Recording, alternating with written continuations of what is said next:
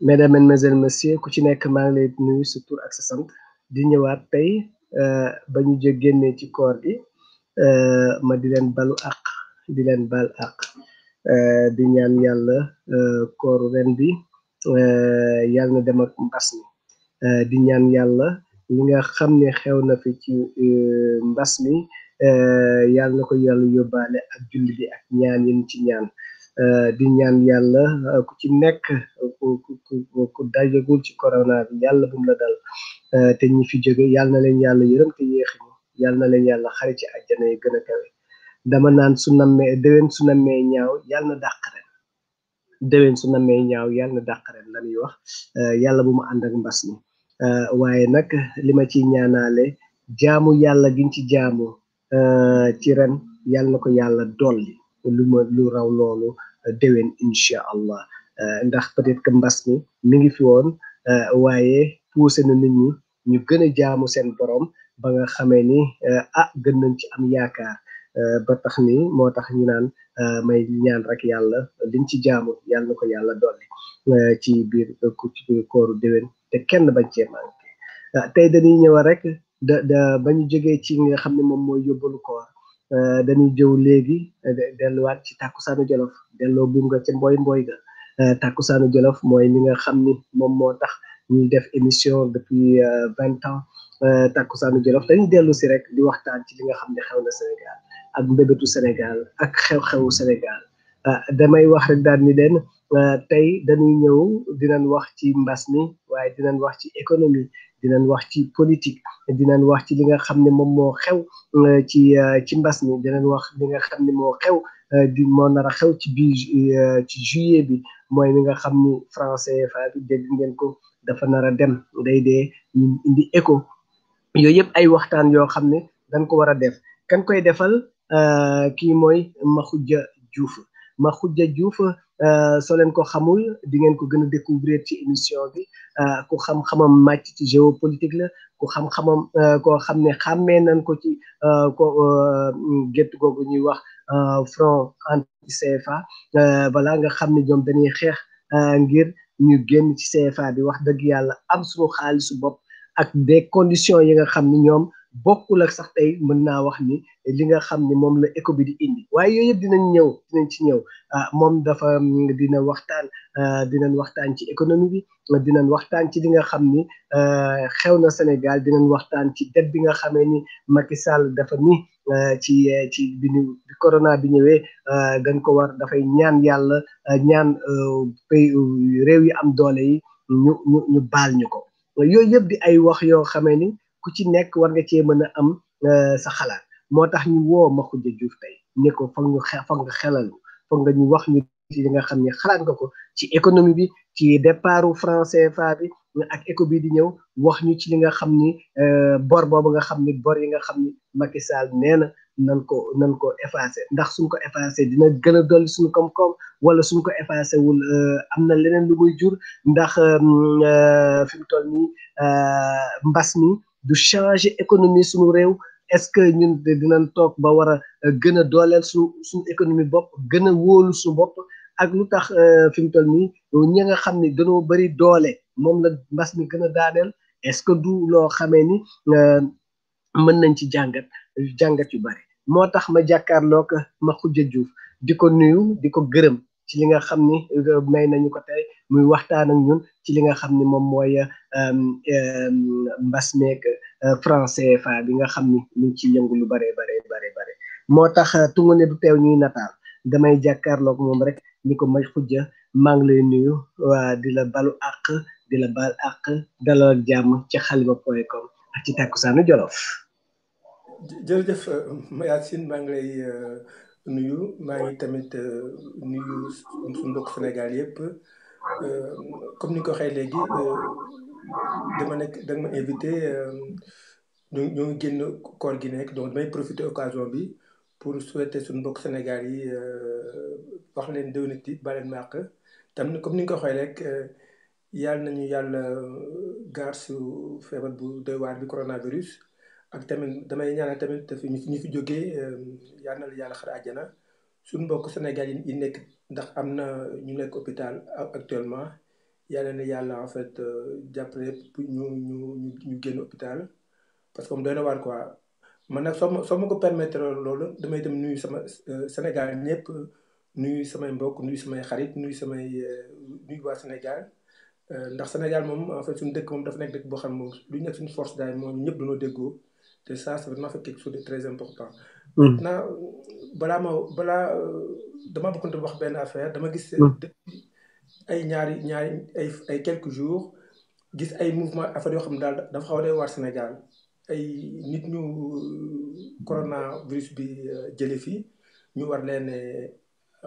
enterré comme ay doomu Sénégal gis ay nit kat di bañ ñu leen enterré cimetière yi. voilà loolu dafa xaw a ñaaw ndax moom Sénégal moom ku fi yàlla jëlee am nga droit ñu enterré si cimetière bi. donc daal nañ éviter loolu nañ bàyyi daal ñu enterré nit ñi nañ leen ñaanal ndax am na loo xam ne doomu Sénégal doomu jullit wala doomu Sénégal mënoo ko def quoi mënoo interdire ñu bañ a enterré nit. voilà am na événement yu am jàmm gën aujourd'hui am na événement yu am ci croix dans la banlieue partout au Sénégal ay jeunes bañ ñu enterré ay nit loolu moo xam ne doy waar quoi. noonu nag bon maa ngi lay déglu si question. jërëjëf Makhoudia fi nga introduire xam naa naroon nañ ci ñëw sax parce que loolu daf di loo xamee ni waruñu ko bàyyi mu jàll ndax xam ba ñu commencé woon di stigmatiser ñi nga xam ne ñoo nekk bitim réew di ñëw naan par rapport ak corona bi ba noppi nit ñi dem ba nga xam ne ku ci am corona da ngay nëbbu di làqatu mel ni dañuy daw ku feebar loolu du yëfu jullit. man dama foog ni léeg-léeg su nekkee jullit di ko woote ba noppi ne jóge ci koor waruñoo daw ku feebar benn waruñu ko tuutal ñaar su demee ba yàlla jël bakkanam dañ ko war a gën a yërëm ñaanal ko yàlla xare ko àjjana moo gën ñu ci def yu mel noonu je crois que ñun tubaab yi duñu jullit waaye tubaab yi léeg-léeg ñu def mel ñoom ñooñu ëpp yërmande ci loolu ci ku feebar ak ku ñu nelawal ba tax na am na loo xam ni je crois que du pour man du sax yëfu jullit waaye yëfu am xel la xam ni ku feebar kenn du ko daw dañ koy yërëm waaye ku dee tamit lañuy gën a dolli yërmande di ñaan yàlla gën a jëmale ko xare ko àjjana ba noppi foog naa ni loolu du pensée bu baax du jikko ju rafet yoo xam ni war nañ koo mën a bàyyi mu jàll kon nag kooku moi je crois que on doit condamner ça avec la plus ferme énergie parce que gis naa démb ay camion sapeur yoo xam ne demoon di kii mais dañ leen tojat dëkk boo xam ni su sa kër lakkee léeg-léeg da ngay am problème pour ñu woo sapeur wala pour ñu ñëw ngay toog di toj ci sa auto sapeur foog naa foofu la ñàkk xel gën a yem da xam balaa ngaa jaagaani xam nga xamal li xew sa biir dëkk yow amoo oto yu daw di yàqi oto te bu subaa nga jëm di ñaani oto sapeur boo xam ne pour sa dëkk pour que ñu mën di évacuer nit ñi pour que mu ñëw nit ñi di fay lakk donc yoo xam ni vraiment waruñu ko woon def je te rejoins carrément ci loolu en guise d'introduction waaye Makhoudia balaa ñoo duggaat ci biir waxtaan bi dama bëggoon xam kan mooy Makhoudia kan lan mooy jaar-jaaram lu muy liggéey fi mu toll alors Makhoudia Diouf donc doomu Sénégal bon man actuellement je suis donc comme ni ko waxee damay jàngale donc je suis donc en fait enseignant donc damay jàngale li ñuy wax géopolitique ak ci daara yu mag yi voilà relation internationale alors man maa ngi jàngale li ñuy wax école de commerce Paris mooy benn école bu tudd INSEC ak groupe IGS voilà donc daal loolu mooy sama donc bon je suis actuellement enseignant ak dama beneen activité bu ma ñor lool mooy damay tamit ci gérer benn ONG benn collectif mooy collectif sorti du franc CFA wax nga ko léegi mais du ma dugg si détails yi mais dans tous les cas actuellement daal sama statut français mooy je suis enseignant donc de géopolitique et relation internationale loolu lay jàngale. waaw école yooyu tamit di école yu mag yoo xam ne dañuy former des cadres dañ ko wax parce que ku fay dem bay liggéey tamit sa xam-xam am na doo cuune wan nañ ko waxee noonu donc macha allah yàlla na la yàlla lafal cat yow tamit. d'ailleurs wax nga dëgg ndax même sama étudiants yi am na ay jeunes sénégalais am na étudiants sénégalais am na étudiants bon qui viennent partout d'Afrique et aussi des Français et wax comme ni ñu ko waxee rek c'est vraiment très dafa baax ñu expliquer ne Sénégal am na jeunesse boo xam ne ils sont en train d'être formés ça c'est très important aussi. dëgg la dëgg la une jeunesse avec une tête bien saine et bien pleine vraiment ci loolu nag di ça augure de très bons présages hein, donc pour l'avenir de notre pays pour certains jeunes mais ma xujja dama bëggoon ñëw li nga xam ni mooy Covid bi banu ñaawlawee ñi nga xam ne dañ leen di suul dañu bëgg leen suul ñuy bañ dama ni Covid bi indi ñëw na ak ay point négatif am na ñëw na ak ay point positif am point positif yi mooy par exemple soo xoolee environnement bi tey dafa gën a clair point positif bi mooy soo xoolee voilà gën nañoo may ñu am gis-gisu ne dara gënul baax nga compter sur tes propres moyens financiers sur tes propres moyens économiques sur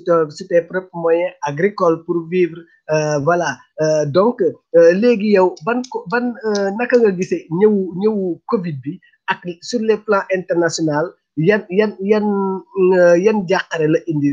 ak changement de relation yi bu mu nar a indi sur le plan international. alors jërëjëf ci question bi wax nga dëgg ndax avant Covid 19 moom dafa nekk benn maladie boo xam ne dafa touché dëkk yëpp. xam nga géopolitique mooy les rapports entre dëkk ak dëkk.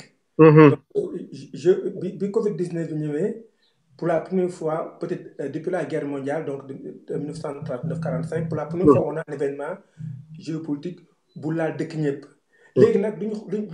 ñu gis mooy dëkk bu nekk da nga am sa approche dëkk bu nekk da nga am sa façon gérer Covid 19 bi ak tamit on a constaté aussi ay évolution au fur et à mesure par exemple duñ ko waxee bon maladie bi Chine la jógee mais en quelques jours laal na àddina ñëpp te généralement parce que on est dans un monde aujourd'hui mondialisé donc lu xaw Chine ou lu xew États-Unis wala lu xew France wala lu xew Sénégal wala lu xew Maroc pendant quelques jours dina laal plan dëkk àddina yëpp et même dëkk yi tëj seen frontière ils ont été touchés et donc li may def lecture mooy coronavirus c'est ce qu'on appelle un événement géopolitique majeur et maintenant am tamit benn dëkk prévoir ko ndax lu ñuy wax en fait l'imprévu donc am benn dëkk bu ko prévoir woon mais nag gis nañ benn événement tam bu très important c'est que on a quand même constaté que Covid 19 bi dafa en fait montrer faiblesse dëkk yi ak tamit les alliances entre les États entre dëkk yi voilà ndax dama jox benn événement nga comprendre bi affaire bi commencé Covid 19 bi Macky Sall waxee du ma jëli Sénégalais yi Algérie dafa dem jëli ay doom bu nekk Chine mais Algérie si avion bi dafa jëlaale les pays du Maghreb parce que Algérie c'est un pays d'une organisation qui s'appelle l'Oumma donc Union du Maghreb arabe donc Algérie dafa dem Chine jëli ay citoyens mais daf jëli citoyen organisation bi et donc mais suñuy xoolee côté Afrique noire ñun suñu côté CEDEAO defuñu loolu UEMOA defuñu loolu donc day wane daal ay rapport de force am tam dëkk yoo xam ne dañoo tëj seen frontière am dëkk yoo xam ne dañoo tëj très vite parce que am dëkk yoo xam ne ils sont autosuffisants alors que d'autres pays dañoo xaar un peu parce que ils ne peuvent pas trop fermer les frontières aussi rapidement c'est le cas du Sénégal nous nañ waxante dëgg on ne produit pas beaucoup de choses donc mun ñu tëj une frontière en 2 jours parce que déjà suñu tëjee frontière bi dañuy perte xaalis suñu compagnie Air Sénégal day perte xaalis tamit économie Sénégal bi day bloqué donc voilà donc on a vu véritablement comme ni ñu ko waxee léegi rek ay réalités yu multiples si benn imprévu maintenant tam bon il faut tam ñu préparer ne dans les années à venir on aura aussi des situations similaires. Voilà. Pourquoi dans quelques années on aura des situations similaires? Parce que on est maintenant entré dans ce qu'on appelle en géopolitique l'ère du risque, c'est-à-dire il y avait am na benn intellectuel allemand qui s'appelle Ulrich Beck da doon wax naan on est dans la société du risque. Bon duñu amati ay guerre mondiale voilà mais dañu am ay événements yoo xam ne day impacter population yi partout en fait dans le monde. Souvent c'est des détails, par exemple accident dans un puits de pétrole, prix du pétrole bi augmente dans le monde, ou également en fait, une catastrophe quelque part, et ça touche toute la planète. Aujourd'hui, àddina bi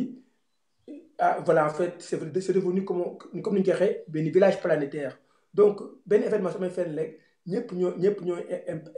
impacté wu. moo tax léegi loolu dañ ko war a sóoraale. dañ ko war a sóoraale c'est pourquoi maintenant dëkk yëpp dañoo am léegi des services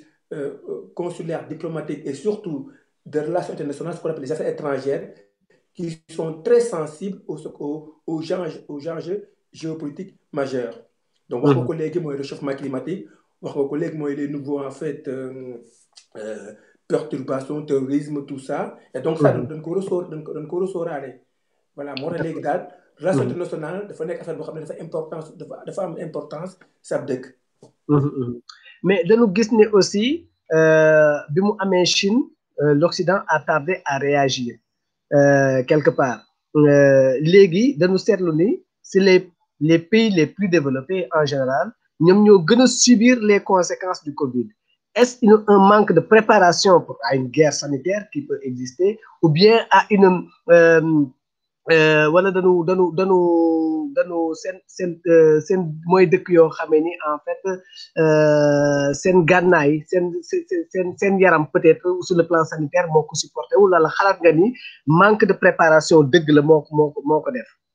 parce que pays sous-développés yi ils ne sont amuñu dee bi nekkul au même rythme daal. en fait wax nga dëgg ndax bi affaire yi amee Chine. Europe dafa réagir un peu tard parce que aussi il faut dañoo xam te dëgg Europe Occident dafa dépendre beaucoup sur la Chine. Par exemple Italie moo nekk l'un des derniers pays à avoir fermé ses frontières parce que Italie dépend beaucoup de la Chine. Ça montre aujourd'hui dañuy wax dëgg c'est que aujourd'hui chinois yi dañoo am benn influence dans le monde notamment économique qui est très très important aujourd'hui. Benn dëkk amul la possibilité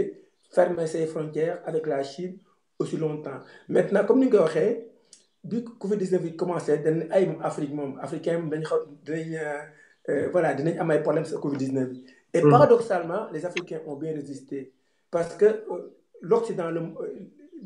yeneen dëkk yi moom dañoo am benn vision sur Afrique ils sont incapables, c'est-à-dire on ne fait pas confiance en géopolitique. On ne fait pas confiance. Et d'ailleurs, Mayacine, à chaque fois qu'on parle de géopolitique, dès qu'on parle de l'international, on ne parle jamais de l'Afrique. On va dire l'Europe, l'Asie, mais enfin l'Afrique, on l'oublie. Parce que c'est comme si l'Afrique, c'était une zone quelque part. Et moi, je pense que nous, on a ce qu'on appelle une population plus jeune. Voilà, contrairement à l'Europe, en fait, où la population est âgée. Également, voilà, donc du coup, on a aussi on a vu des médecins qui sont compétents aujourd'hui. Les Africains, en fait, sont très bons sur les maladies, en tout cas, en fait. Tropicales, voilà. Donc, moi, en tant qu'Africain, je dois critiquer à chaque fois parce que, comme, quelle de nous confiance? ñëpp defoon nañ man ay journalistes war nañu finalement kat mais looy xalaat si Afrique moom coronavirus bi ak africain dinañ sonn. Et ce qu'on a vu que la réalité c'est que les Africains résistent bien. Maintenant soo ma baalee ma wax une explication. Certes on n'a pas eu beaucoup de morts et voilà nañ sant yàlla si loolu mais tam dañoo war a xool ne tamit sur le plan économique en revanche dañu xaw a sonn ndax sur le plan économique on n'est pas bien outillé sur le plan économique. C'est pourquoi des fois mooy wax ne attention. Certes, war nañ am fierté parce qu'on a bien résisté au coronavirus, mais tamit am na beneen guerre bi ñëw mooy guerre économique ak guerre en fait sociale parce que suñu population dinañ sonn parce que nous notre économie est un peu fragile et beaucoup trop dépendant. Voilà donc il faut aussi ñu sóoraale loolu buñ wax rek kontaan nañ gagné nañ xeex bi non gagné nañ xeex bi amuñu ay décès yu bëri mais nañ def attention li ñëw si kanam mooy crise économique bi. Mhm, mhm. Mais moo tax ma ni wax crise économique bi xam nga comme que corona bi wane na ni il faut que ñu gën a compter suñu bopp si suñu propre moyen suñu bëggee ne gën a développé wu parce que corona bi dafa wane ni ku ci nekk li ngay foog ngay produire plus pour mën di être autosuffisant en voilà en alimentation en produits tout ça pour que nga mën a résister à une quelconque crise mais est-ce que du changer donne bi est-ce que nit ñi du détourné wu de la Chine après le corona parce que mën na ni voilà y aura il faut que ñu gën a compter suñu bopp au lieu de compter sur la Chine. alors wax nga dëgg am na ay dëkk yoo xam ne danaa léegi attention il faut que ñu def tout bay produire suñu dëkk ndax li xaw li moom comme on dit c'est un rappel. D'ailleurs on dit am na ñuy wax naan coronavirus bi c'est la fin de la mondialisation maintenant dëkk bu nekk day récupérer ses économies récupérer ce secteur agricole gère faire ce qu'on appelle consommer local. Alors oui et non. Parce que si on prend l'exemple des pays africains, le problème des pays africains, c'est que nous, aujourd'hui, une industrie est faible. Donc, on ne peut pas, en fait, d'un seul coup, changer le système. Donc, les Européens, ils ont un problème. Donc, Européens, c'est en fait, c'est une économie, le marché de l'emploi coûte trop cher. Il y a des produits si nous fabriquons en Europe, ce ne sera pas rentable. Donc, voilà, donc c'est pourquoi c'est très compliqué de dire on va dañuy am dëkk bu nekk day gérer affaire am ndax Covid-19 bi day montrer quelque chose de très clair c'est que il faut que en tout cas loolu wax nga dëgg il faut que ñu penser ñun à l'avenir gérer affaire yi depuis l'Afrique au moins depuis le Sénégal. Par exemple soo ma ko baalee jox ma explication kenn waxu ko mais man depuis quelques jours am benn affaire bu ma inquiété. ndax xam nga ne franc CFA dinañ si ñëw léegi. France moo koy defar. te tëj frontières yi léegi ñun on a un risque de manque de billets parce que la Banque de France pardon le Trésor et la Monnaie de Paris qui fabriquent nos billets tournent au ralenti donc on peut avoir un jour une carence de billets franc CFA parce que maintenant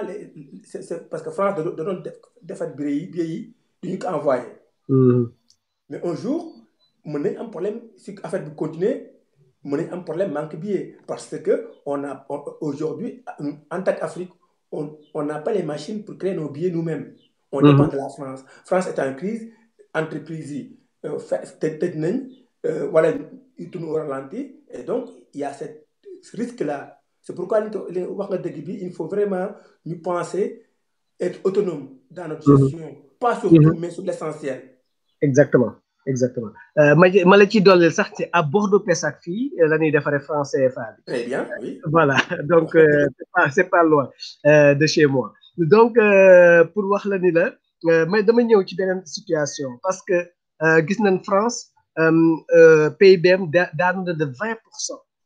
loolu kenn mës ko gis même après la deuxième guerre mondiale voilà aussi après à la fin de la deuxième guerre mondiale yegguloon foofu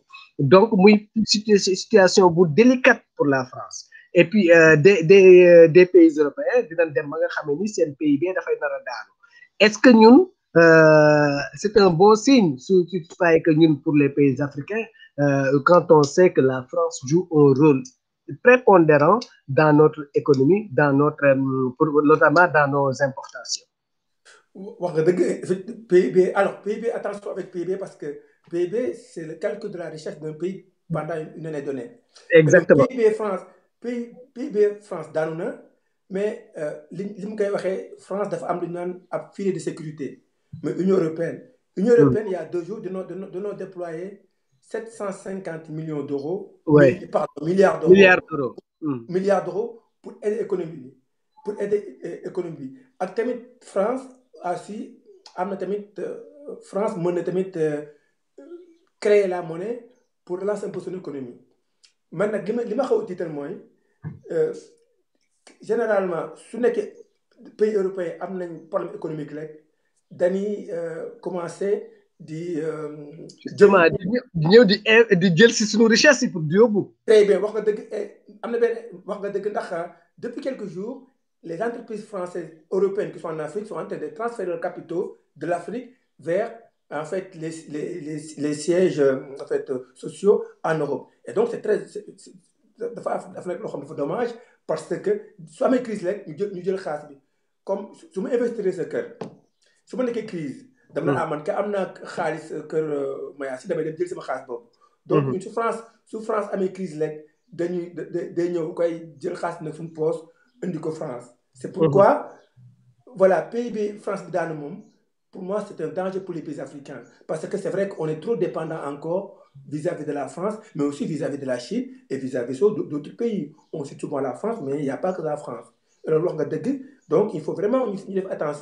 attention Sénégal dunoo tam wax naan amuñu xaalis mais loolu dëgg la Sénégal amuñu xaalis ndax en fait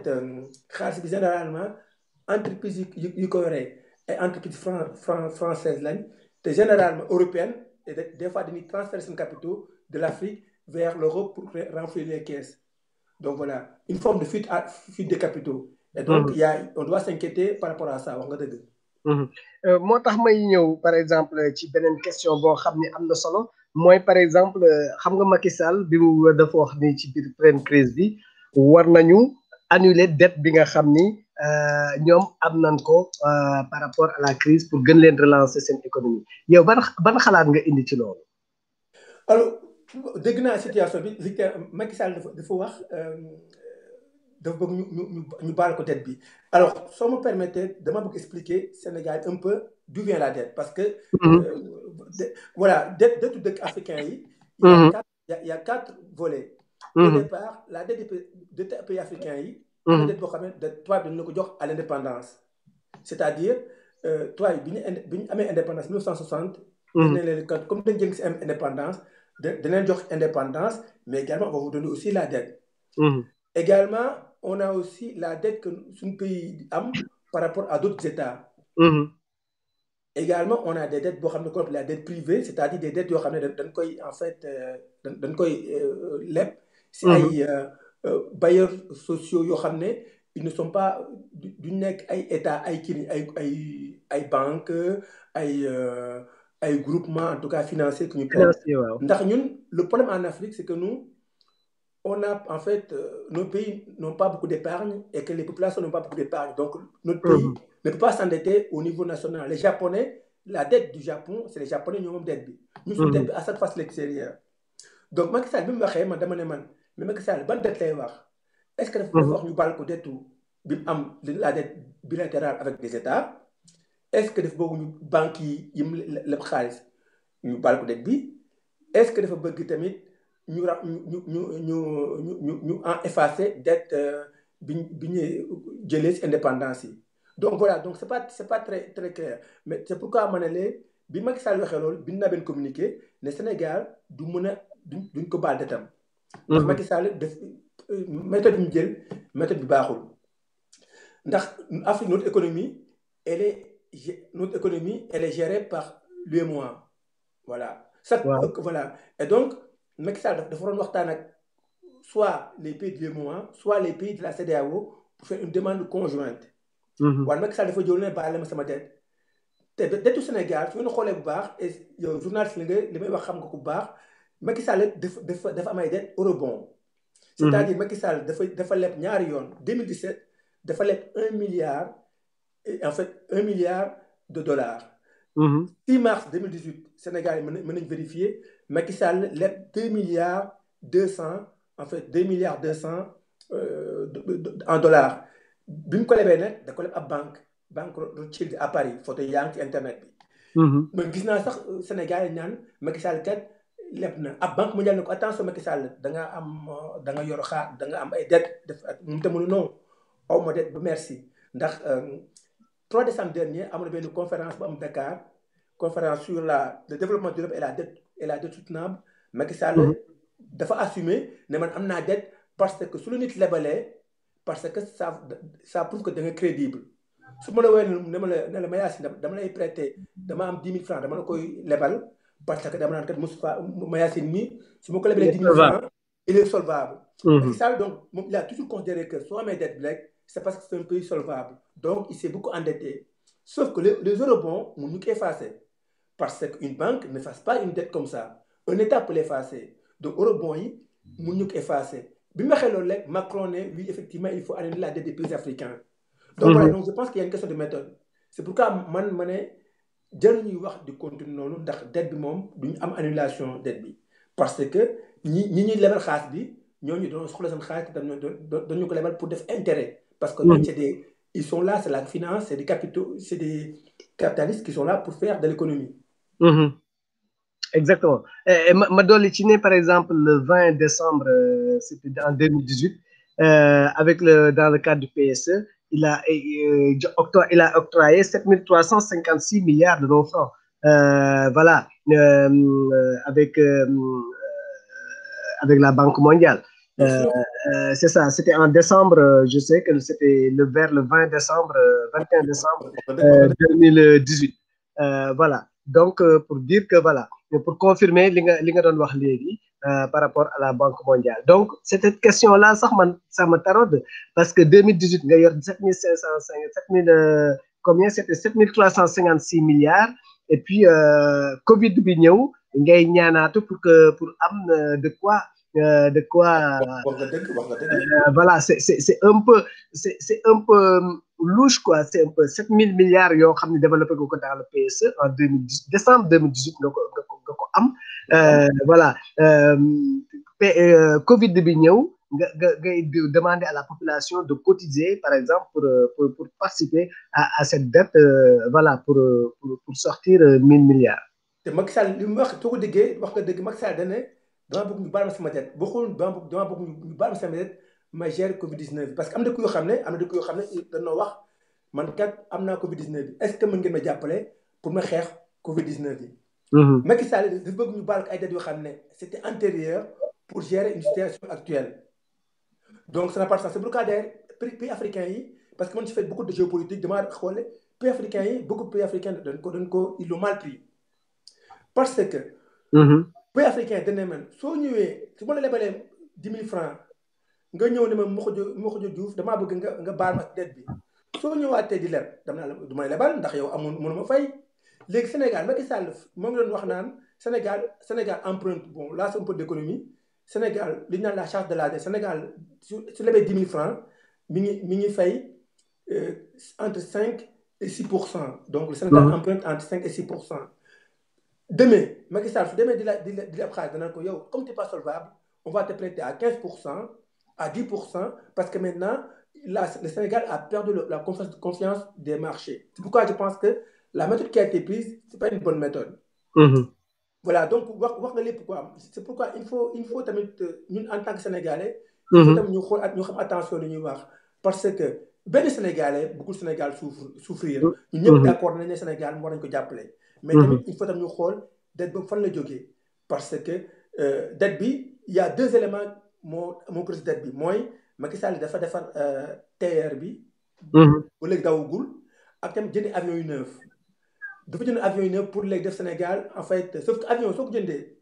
avion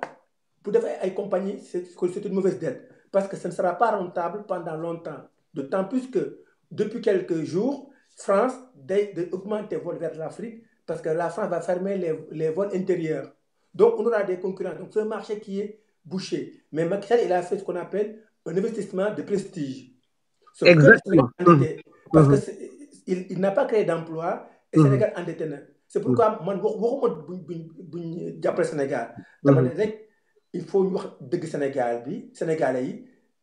duñ am annulation dette bi duñu ko am c'est pas possible parce que ñi ñex lebal xaalis moom duñu ko baal te tamit ñooñu am na duñu fàtte beneen yoon suñ leen bëggee leb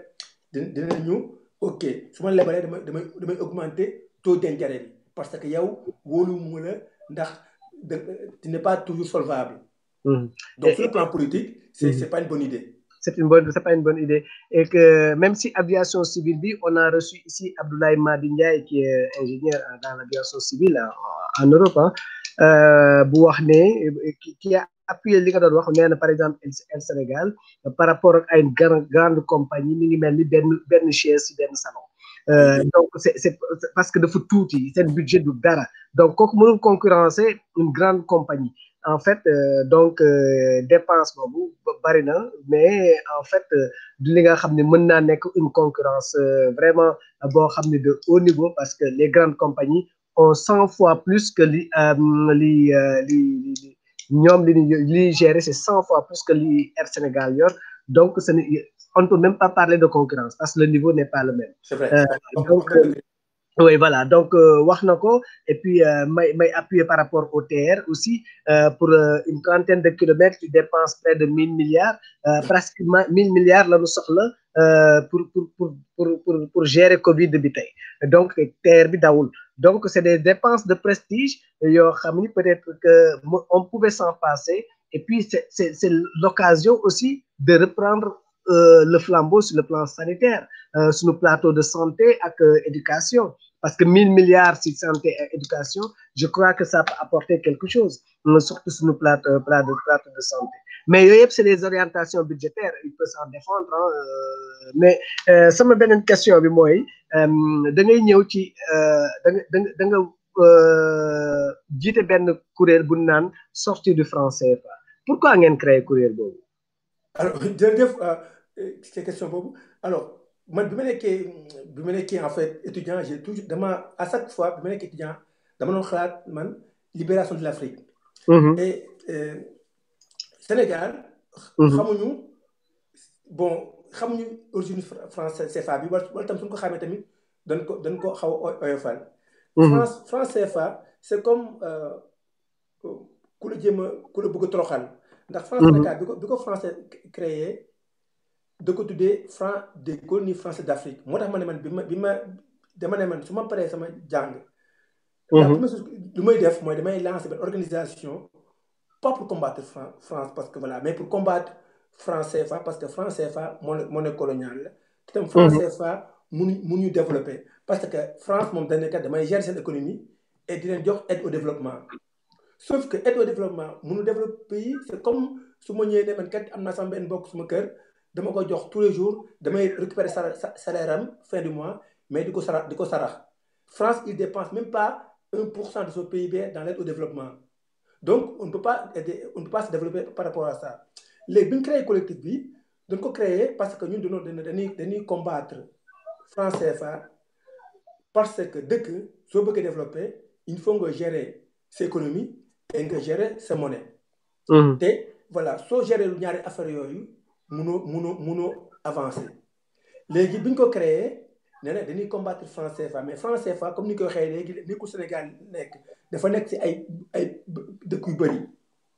ñu ne daal ñun dinañ ko xeex ndax franc CFA day freiner suñu développement pays yi te tamit franc CFA dafa nekk benn monnaie boo xam ne dañuy humilier voilà c'est humilier en fait parce qu'en fait c'est une monnaie boo xam ne France moo ko defar te tamit le plus important et je pense que Sénégalais yi ak Africains yi on ne fait pas attention si vous regardez bien franc CFA monnaie France moo ko moom. waaw ah oui. franc CFA France moo ko créé le 26 décembre 1945 avant qu'on soit indépendant donc France mi ngi defar monnaie bi au départ c'était une monnaie pour ses colonies ce qu'on appelle la zone franc. Le franc CFA jusqu'à aujourd'hui France moo ko moom. depuis 1945 France signé un traité pour céder la monnaie. France c'est comme si France de nous louer monnaie bi. C'est pourquoi ñun il faut ñu def attention franc CFA du sunu monnaie franc CFA monnaie xaalisu France la moo tax man dama naan suñu dëkk yi comme le Sénégal comme la Côte d'Ivoire comme le Mali comme le Togo comme le Burkina comme le Cameroun on est des États sans monnaie on est des États on n'a pas de monnaie en réalité parce que la monnaie qu'on utilise c'est la monnaie coloniale il y a deux traités il y a un traité en 1974 pour créer l'UEMOA mais la France n'a jamais transféré le franc CFA aux pays africains donc officiellement historiquement juridiquement franc CFA France moo ko moom. Donc on n'a pas cette indépendance financière dont on parlait même s'il y a une parité est-ce que au niveau de la garantie comment ça se passe après et pourquoi France CFA bi am toujours la même valeur c'est-à-dire qu'il y a pas d'augmentation quelle que soit l'économie africaine dafay garder voilà sa valeur. voilà alors Mayacine c'est une très bonne question c'est comme su ma ñëwoon ne rek Mayacine yow kat comme wóoluwuma la dama lay jox benn affaire mais damay contrôler valeur bi parce que France dafa ñëw ne dama leen jox benn parité fixe mais en réalité la parité du franc CFA c'est une parité figée donc notre monnaie la France l'a figée dans la loi parce que la France dana moom kat africains yi ils ne sont pas capables de gérer leur monnaie donc notre monnaie il est figé da lay jox loo xam ne dafa du bouger dafa su comme ma jox la ab saak tëj ko ba pare damm caabi ji ne la kat doo ko mun ubbi donc on te donne quelque chose boo xam ne avec une parité fixe maintenant tamit comme France wóoluñu France danañu kat comme wóoluma leen c'est comme dama leen luyee monnaie bi parce que monnaie bi man maa ko moom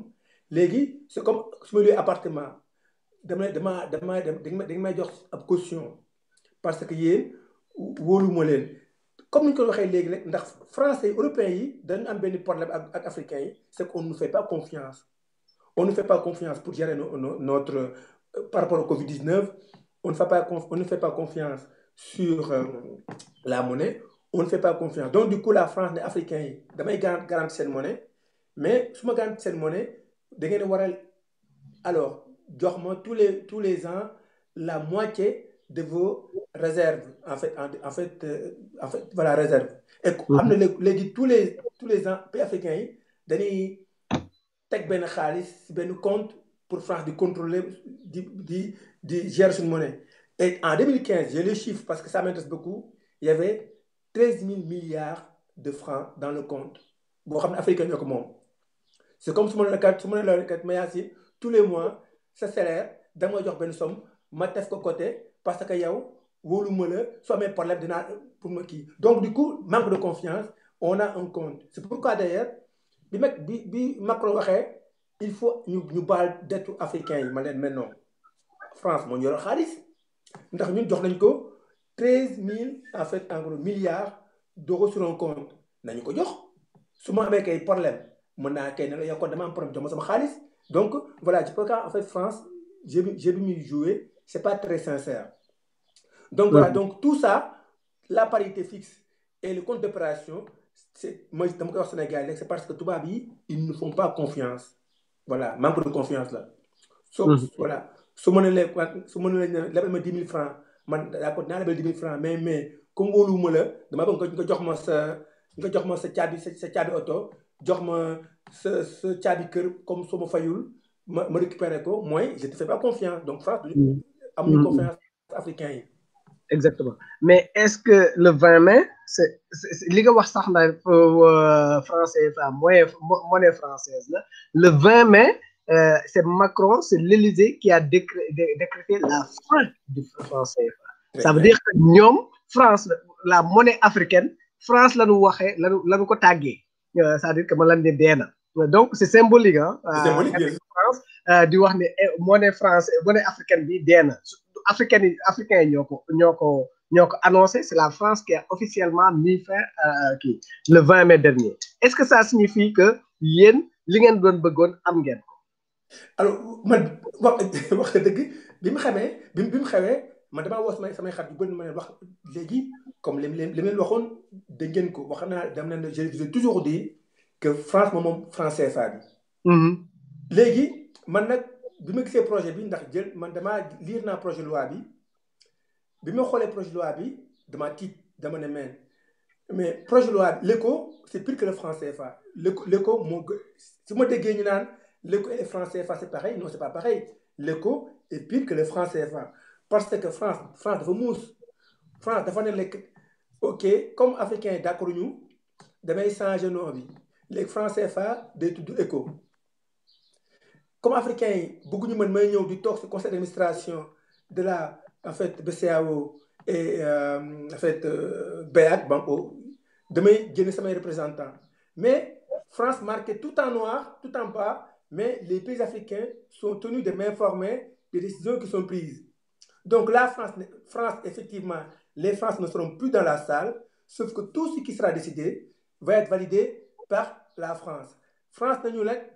dañuy tëj compte d'opération bi ñu waxoon léegi avec 13 000 milliards yi compte bi France tëju ko France dafa wax et toog mën ngeen a vérifier France te ne je mets à la disposition des pays africains le compte d'opération. Donc en clair, je n'ai pas fermé le compte, je le mets à disposition. C'est pourquoi man, je ne fais pas confiance à Alassane Ouattara, je ne fais pas confiance à Macky Sall. Je pense que nos pays africains dañuy xaalis bi ñu am si compte boobu dañ koy bàyyi France ndax France tëjul compte bi. dañ ne je vous mets à disposition. Je n'ai pas fermé le compte d'opération. Et également, c'est pourquoi man nag bi ma xamee loolu dama jël sama téléphone woote ay député Assemblée nationale France ne leen ndax actuellement en réalité ce que Sibeth Ndiaye wax c'est pas définitif, c'est un projet de loi. Alors je vais faire un peu de cours là. Alors si affaire dëkk su nekkee ab ministre moo proposé ab loi on dit projet de loi, su nekkee ab député moo ko proposé on dit proposition de loi. Donc là c'est le dirigeant qui a proposé et le dirigeant a envoyé le projet pour que les députés français le votent. C'est pourquoi damaa jël sama téléphone aux députés yi ne leen est-ce que mën ngeen ñu recevoir au nom du collectif sorti du franc CFA parce que ñun dañoo bëgg ngeen modifier projet bi ñu leen proposé bu leen ko voté noonu parce que projet bi moom ECO c'est pire que le franc CFA parce que la France aura un contrôle plus grand parce que certes symboliquement il y aura plus de Français dans la salle mais la France va recevoir tous les dossiers par courrier, la France sera informée de tout. Et donc, j'attends les réponses des députés, mais normalement, nous, notre collectif, on a demandé aux députés de modifier. Alors, nous, nous avons deux choses. On veut que la France, que la loi qui est proposée le 20 mai, qu'on dit clairement que France de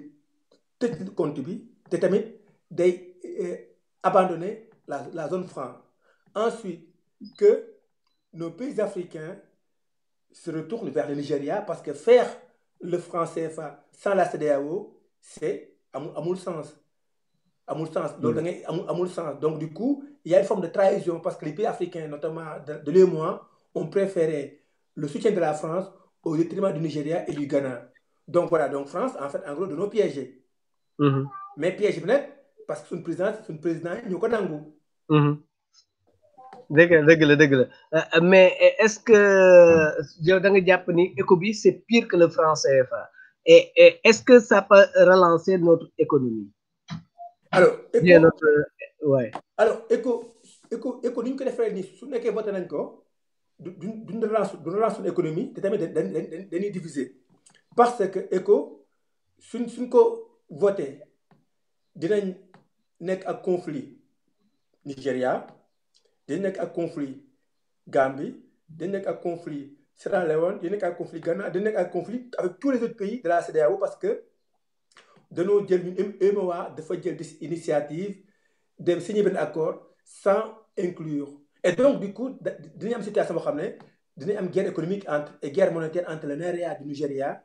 et l'éco zone franc CFA et Nigeria monnaie moo ñu ëpp doole lool. Donc éco bi dafa dangereux parce que éco bi non seulement du relance suñu économie mais dina diviser africains yi donc loolu moo may tiital mais nag comme maa ngi si nekk sa média bi te je pense que am na député Sénégal yu ñu déglu. man damay ñaan député Sénégal yi ñu déglu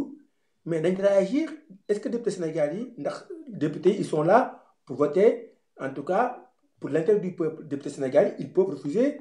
Théoriquement. Ils peuvent refuser théoriquement pour l'intérêt du peuple. Mais concrètement, ils ne font que ce que Macky Sall leur demande. Bon, mais bon. En général. En général. À part l'opposition qui est une infime minorité qui ne peut pas taper des mains pour faire réagir l'Assemblée nationale. Mais quand un député se permet de dire dugg biir assemblée dégg ñuy voté mu yëkkati loxoom ñu ne ko lan ngay voté mu ne ma dégg Macky Sall la ko laaj dama koy voté xaw ma ko ça veut dire que ñoom duñu jéem a ceytu ndax li leen Macky Sall yónnee baax na wala déet wala baax na pour réew mi wala déet mais danañ voté rek parce que ñoom Macky Sall moo leen fi teg donc ce qui veut dire que voilà peut-être que certains députés de l'opposition peuvent porter la voix mais ça m'étonnerait que qu'au sein du pouvoir qu'on puisse apporter un bémol par rapport à ce projet de l'éco. Ça, bon, mun naa juum nag ah je peux me tromper ah parce que mun na am député bu nekk ci pouvoir bi parce que gis nañ ñu nekkoon ci pouvoir bi tey deq nañ leen parce que dañu amee woon seen franc-parler loolu mën na nekk mais ça va être dur moi honnêtement je pense que ça peut être quelque chose de très dur mais ma xujja léegi balaa ñoo quitter léegi yow ban avenir nga prédiral par rapport ak éco bi nga xam ni c'est à partir de juillet l'éco théoriquement c'était juillet que ça était prévu pour que éco bi remplacer monnaie éco bi daal di dugg si carrément mais du fi bàyyi Covid baa ngi fi ba léegi éco bi ñëw fekkaale fi Covid 19 yow ban conséquence nga xalaat ni sans faire de la prédilection mais ban conséquence boo xam ni war na cee mën a am pour ñun réew bu mel ni Sénégal ak suñu voilà ak suñu koom-koom. alors man voilà je pense que am naa ñaari façon de répondre def naa benn pétition ak sama groupe bi pour demander officiellement ñu reporter entrée en vigueur de l'éco man nag soo ma permettre vas-y damay as benn scoop man je pense qu'on est en train actuellement de créer les billets et les pièces de l'éco man parce qu'aujourd'hui la France est en train de préparer les pièces et les billets en fait et les billets de l'éco pour l'imposer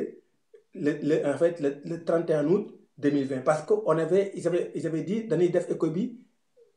juillet 2020 donc dans presque un mois dans 2 mois 3 mois oui maximum et donc man sama dama ne mais c'est pas très sérieux mais je pense qu'ils vont le faire parce que nous ma jëm naa woo ambassade yëpp pour am information personne ne veut parler parce que soit de nos titres soit tamit voilà dañoo bañ wax affaire bi mais nag su ko defee léegi le problème mooy actuellement on est dans une phase boo xam ne l'économie mondiale est au ralenti. C'est donc, ça. Si on décide de lancer une monnaie, moi j'appelle ça en fait en gros un suicide, alors politique, mais surtout un suicide en fait on va dire national. Et c'est pourquoi dama tiit quoi ndax dama ne est-ce que Macky Sall am na tamit voilà am na tamit ay conseils mais ko xam ne c'est pas possible munoo ñëw ñaan ñu supprimer sa dette. Munoo ñëw demander compte que tu es en crise et tu demandes en fait l'entrée en vigueur de l'éco. C'est pourquoi man daal li may xalaat mooy li ñu war a def africains yi après bon je ne suis pas aux commandes je pense que li gën a rafet mooy ñu reporter projet bi ne léegi nag ñun nag il faut ñu waxtaan entre africains parce que aujourd'hui ce n'est pas en fait le cas voilà du ma def prévision mais su ñu lancé éco bi moom ce sera une crise économique et en plus on risque même la dévaluation parce que les Sénégalais ne sont pas prêts aujourd'hui am na Sénégal yoo xam ne am nañ un peu d'argent dans un compte en banque au Sénégal am na Sénégal yoo xam ne voilà ils font du commerce ils ont besoin d'avoir en fait du recul par rapport à l'économie donc on ne peut pas aujourd'hui alors que toutes les économies du monde sont à l'arrêt et les frontières fermées lancer l'éco maintenant je pense qu'ils le feront man sama xalaat mooy actuellement à Pessac vers chez toi ñu ngi commencé defar billets yi ak pièces yi parce que Macron soo gisee projet de loi bi da ko envoyé commission des affaires étrangères pour que ça aille vite. Donc ça veut dire qu'en fait en gros il y a des choses qui se font en dessous donc éco bi daal moom damay wax Sénégal yëpp pour dem éco bi moom ce sera pire que le franc CFA parce que éco bi moom dafa nekk monnaie boo xam ne non seulement France moo koy contrôler mais France da koy contrôler en fait en gros de plusieurs manières même si les Français ne seront plus à Dakar et à Yaoundé ils vont quand même nous contrôler parce que la monnaie maintenant est gérée depuis l'Élysée donc voilà li ma si bëggoon wax c'est pourquoi man damay demander système média bi soo ma ko permettre ñu ñëpp ñu demande suñu chef d'État yi ñu reporter projet bi waxtaan suñu mbokk yëpp CEDEAO pour trouver une solution parce qu'aujourd'hui ce n'est pas le cas maintenant nag damay def ndax am na Sénégal am na élection présidentielle je pense que Macky Sall il est en train d'empoisonner la campagne présidentielle pour le prochain président du Sénégal parce que il va laisser Macky Sall dina bàyyi Sénégal situation économique bu metti ndax Macky Sall actuellement dafa nekk di saboter économie sénégalaise bi. Ah ouais? Prochain président Sénégal il aura 2 problèmes en matière de politique étrangère prochain président du Sénégal dina am problème pour faire un emprunt. Parce que le taux d'intérêt vont augmenter. Parce que le Sénégal maintenant, le Sénégal n'est plus un pays crédible depuis que Macky Sall est là. Parce que Macky Sall a demandé l'annulation de la dette.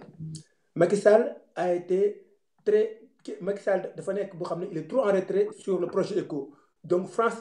l'impose. Et donc le prochain président qui va arriver, il va avoir ces deux problèmes-là, gérer l'économie à ralenti et la nouvelle monnaie. C'est pourquoi, à mon avis, Macky Sall, alors,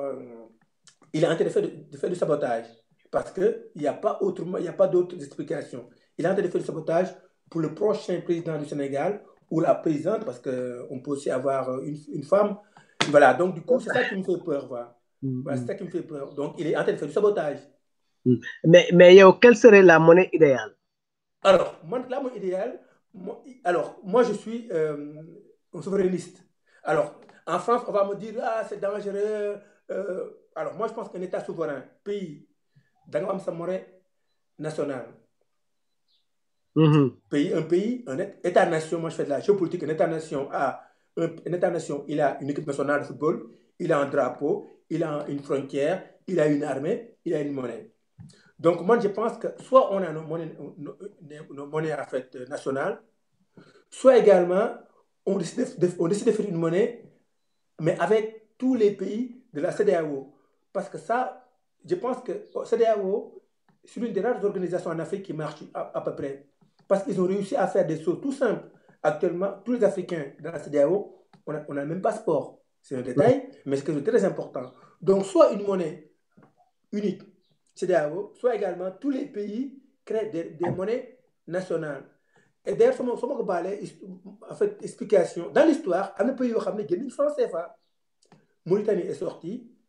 Madagascar est sorti, le Vietnam est sorti, les pays du Maghreb sont sortis de la zone franc. Tous ces pays-là ont adopté d'emblée une monnaie nationale. Donc, ce n'est pas une question taboue. Un pays peut avoir une monnaie nationale. Des fois, mais amuñu moyen monnaie nationale. Mais Mauritanie, de nous décider, sortir franc CFA. La Réunion, c'était franc CFA, par exemple. D'accord? Le Vietnam, Indochine, donc Vietnam, Laos et Cambodge, c'était franc CFA. Le Maghreb, c'était franc CFA. Et tous ces pays-là sont sortis du franc CFA sans avoir Madagascar, franc CFA. Mauritanie, c'est très intéressant. Si vous me permettez de développer un peu. Mauritanie, bien franc CFA, Donodem, nous rejoindre le Maghreb. Parce que Mauritanie, c'est un pays frontalier du Sénégal, mais la Mauritanie se considère comme un pays du Maghreb. Donc, du coup, pour avoir de l'aide, ils ont dit on sort du franc CFA et on va s'approcher au pays du Maghreb pour avoir de l'aide et éviter des représailles françaises. Nous, on peut aussi sortir du franc CFA, soit créer une monnaie nationale pour chaque pays, et après également, soit profiter du Nigeria, de la Chine, parce qu'aujourd'hui, on a des partenaires autres que la France. Mais aujourd'hui, tous nos outils, on les a déposés en France. C'est très dangereux. Si on veut un prix bas,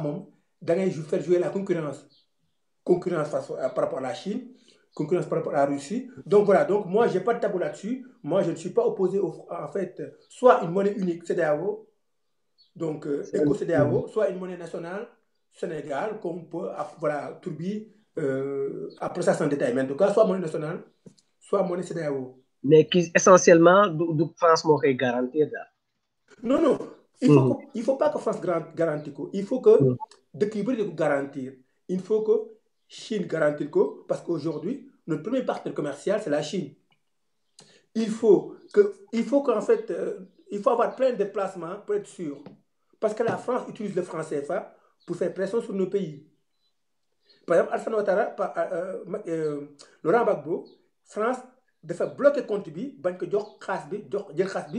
jox ko Alassane Ouattara. Ça, c'est de l'ingérence étrangère. Aujourd'hui, France a la possibilité de bloquer